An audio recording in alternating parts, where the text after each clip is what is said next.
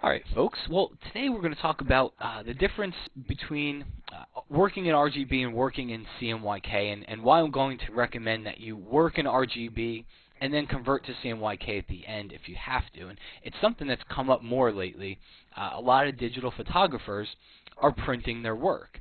And so this question is coming up because we know that the print world is CMYK. So do we work in CMYK all the way through, or should we stick with RGB? So just going to give you a couple of my reasons here, and of why to stay in RGB until you have to switch.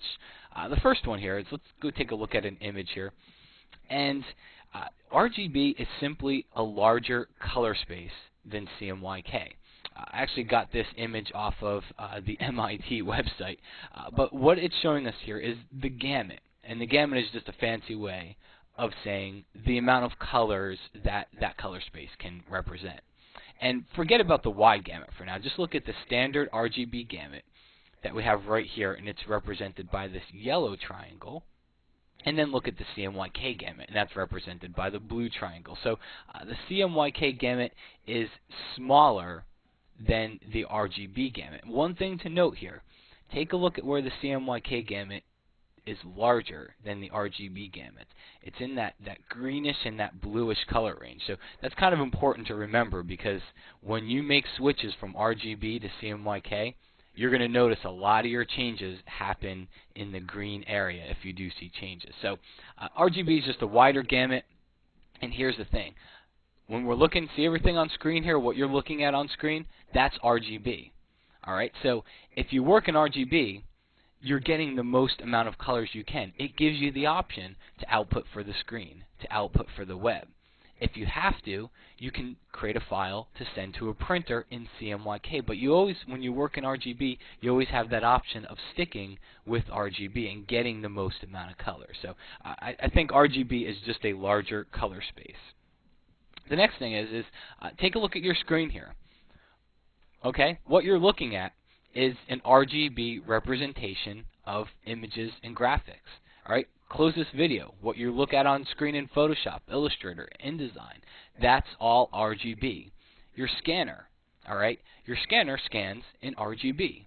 Your digital camera takes pictures in RGB. So it's what we're used to working with here, okay? It's what our devices are used to working with. Take a look inside of Photoshop. If we look at this image here, go to image mode. Right now it's in CMYK color. Take a look under the filter menu. We have items that are grayed out inside of this image here. So it's Photoshop is, for the most part, it's an RGB program. You'll see items in the menu grayed out when you switch over into CMYK. Next up here is CMYK is generally 25 to 30% larger when it comes to file size. Not the color space itself, but the files are 25 to 30% more heavy. So let's take a look at a photo here. And this is just a real simple example. This is an RGB photo. I'm going to go to File, Save As, and I'm going to save it onto my desktop, and I've got an RGB CMYK folder here. And let's just call this one RGB, and we'll save it as a Photoshop file. And I'm going to hit save.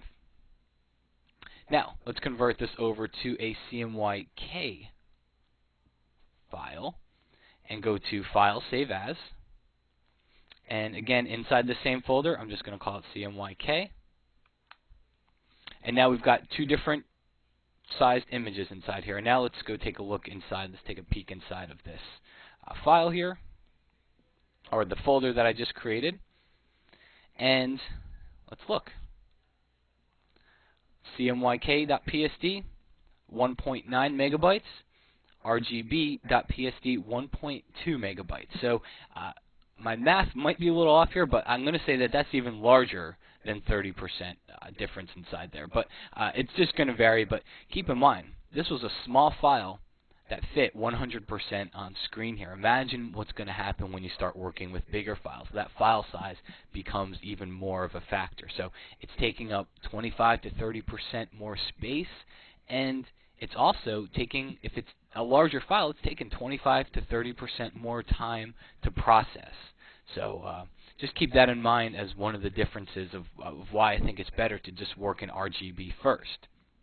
And then the last thing is, I think RGB, and I got this one, I listened to Taz Talley at Photoshop World one time, and he was saying he was a big CMYK guy, and he was talking about how, he feels that he should work in RGB now. It says it's just easier.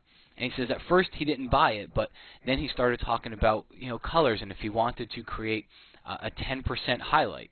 Well, in RGB, just go into your color picker, and you've got 0 to 255 as the range of blacks to whites here. So 0 to 255, 0 is black, 255 here is white. So if you want to create 10%, just multiply 255 times 90%, and then you've got a 10% highlight. And it's not that easy to do inside of CMYK. You've got to finesse the numbers a little bit differently. So those are just a few of my reasons why I think it's better to just work inside of RGB. Okay, do all of your work inside RGB. If you're going to be printing to CMYK, if whoever you're sending your files to requires CMYK, well then make that conversion at the end. Don't go back and forth. Okay, every time you go over to CMYK, you lose some of your color information and some of your colors shift.